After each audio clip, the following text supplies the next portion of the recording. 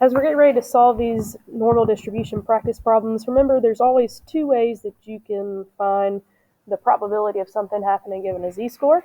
You can use the formula for z-score, which is z equals the x value minus the mean divided by the standard deviation.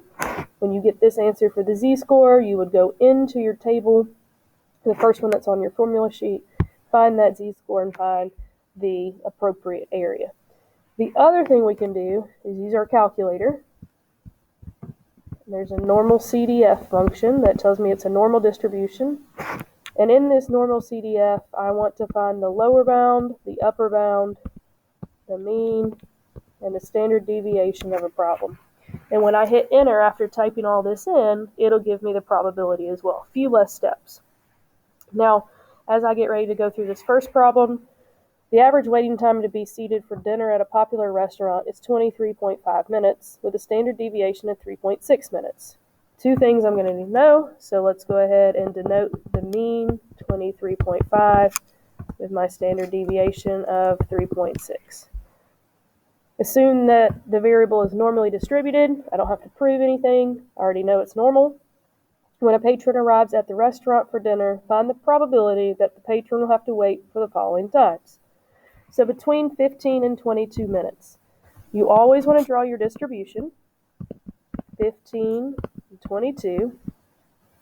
We're looking between these two times. Now, we could go through and find the z-score for 15 and the z-score for 22.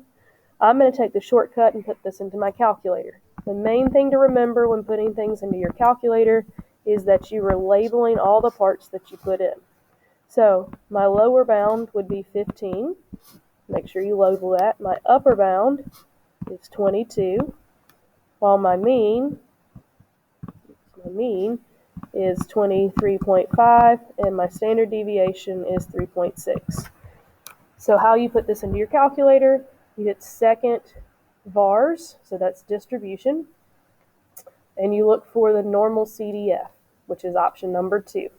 And then you type it in, lower bound, comma, upper bound, comma, your mean, comma, your standard deviation.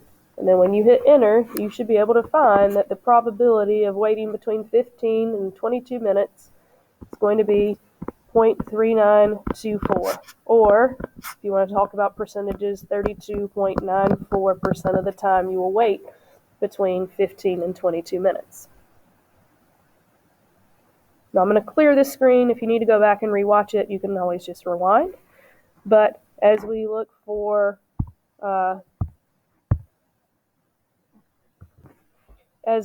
part B here, I'm actually just going to erase the parts that we don't need. We want to keep everything else. For our part B, less than 18 minutes and more than 25 minutes.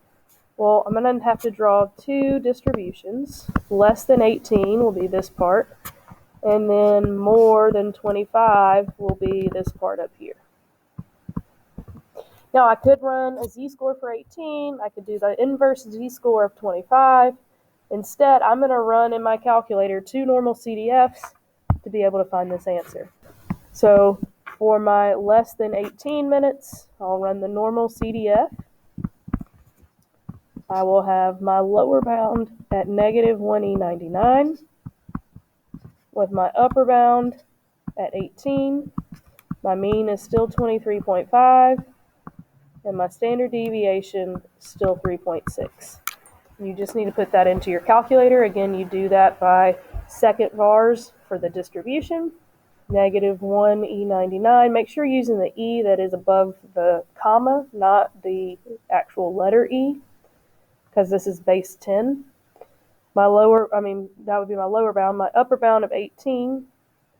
Then we have my mean of 23.5 and my standard deviation of 3.6. Good afternoon. So when I put that into the calculator, I get the probability for less than 18 minutes to be 0.0633. I'm going to come and do the same thing for more than 25. So I'll run a normal CDF. Lower bound this time will be 25 because, again, I'm looking above 25. My upper bound would be positive 1E99. My mean, 23.5. And my standard deviation, 3.6. And then you just put that into the calculator. Again, second distribution, normal CDF, 25's our lower bound, positive 1E99. Again, use the E that's above your comma, second comma. Do not use the actual letter E. My mean of 23.5 and my standard deviation of 3.6, which I get to be 0.3385. And in order to find the actual value here, I'd have to take 0.633 and add that, because we know from probability OR means to add, to get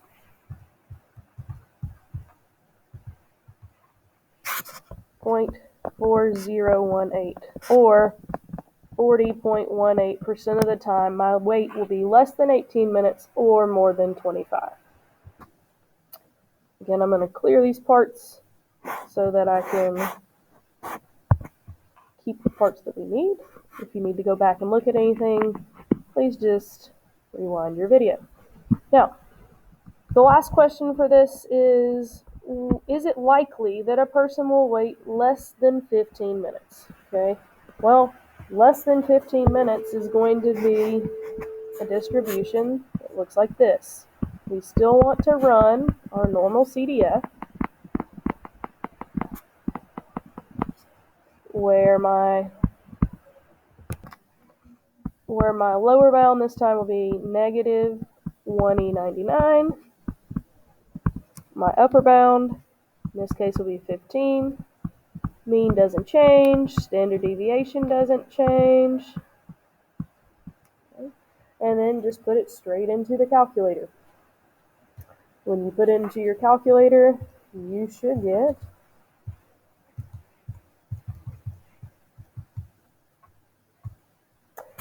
0.0091. So 0.00, whoops, that's wrong, in decimals.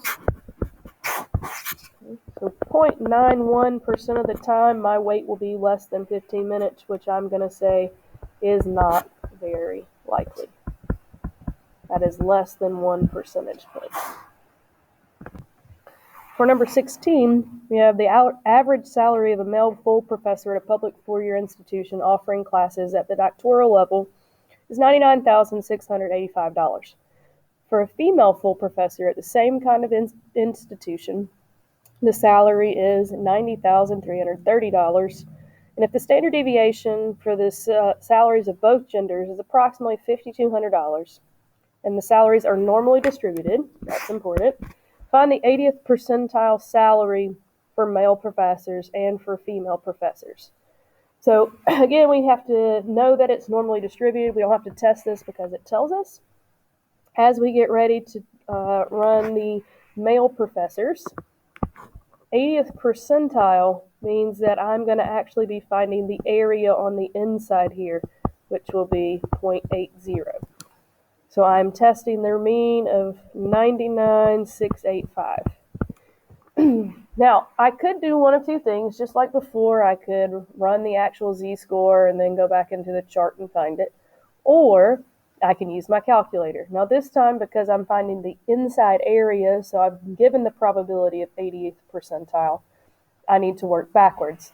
So I'm going to use the inverse normal function. It says INV norm in your calculator. It's still under distribution, so second vars is third option, inverse normal. But this time, instead of upper bound and lower bound, I'm going to be using the area that I'm searching for. I'll use the mean, and then I'll still use standard deviation. Okay. So the area that I'm searching for here is 0.80. That's the inside. My mean, in this case, is 99,685. And my standard deviation, 5200. So as you put the inverse normal in, again, you just type in your values, separating each with a comma. If you've got the newer calculators, it will do all of that for you. It asks you specifically what you want to put in. So the inverse normal for the males will tell me that the salary we're looking for the 80th percentile is $104,061.43. Now I'm going to do the exact same thing with the females. It's going to look the same, 80th percentile, so I'm looking for this inside 80th percentile, except for my mean's going to change to be 90,330. So all of this is going to be typed in the same way, I'm just changing my mean. So inverse normal, my area is 80, and you do want to label each part. Remember, you want full credit on the AP exam. 90,330, that's my mean, and my standard deviation is 5,200. So as I get ready to run that, again, go back into second vars. So distributions, we're looking at the inverse normal. Put your area in. Put your mean in, so 90,330, and then you'll put in your standard deviation. So the 80th percentile salary for females will be $94,706.43. As we look at number 29, the mean lifetime of a wristwatch is 25 months. The standard deviation of 5 months. Again, let's go ahead and identify that. Mean 25, standard deviation 5. If the distribution is normal, it's told us, we don't have to prove it. How many months should a guarantee be made if the manufacturer does not want to exchange more than 10% of the watches? Assume the variable is normally distributed. So at this point, things that I know, I do not want to exchange more than 10%, so that's here. I'm going to use my mean of 25 and my standard deviation of 5. Again, I have my area of 10%, so I'm going to use the inverse normal. My area will be 0.10. My mean, 25. My standard deviation, 5.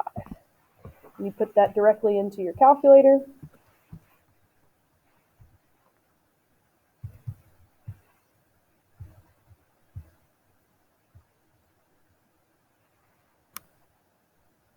And we get 18.592. So how many months should a guarantee be made? We could round this to say maybe, depending on your manufacturer, you probably want to round down to be 18 months, since the probability of having to do more would round it up. So 18, or if you wanted to round that up to 19, that'd be okay. Again, we want to round down more than likely to be 18 so that I don't have to replace more watches. Okay. And finally, for number 30,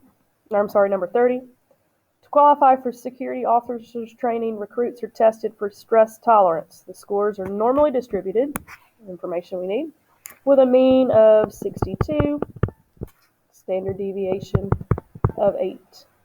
If only the top 15% of recruits are selected, find the cutoff score. So when we find the top 15%, we're looking for this. Okay. Well, the thing we need to know about z-scores and normal distributions from the calculator is they don't calculate the upper value. So what we'll have to do is find the inverse of that. So what we're trying to actually find in the calculator will be this opposite 85%.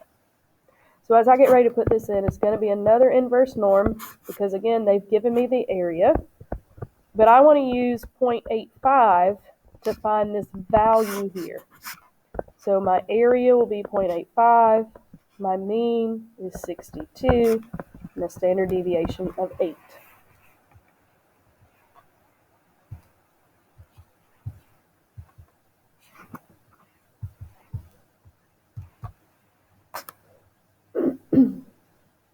So the cutoff score for stress should be 70.29, and if these are whole number scores, then 70, but either way, we don't want a score higher than 70.29.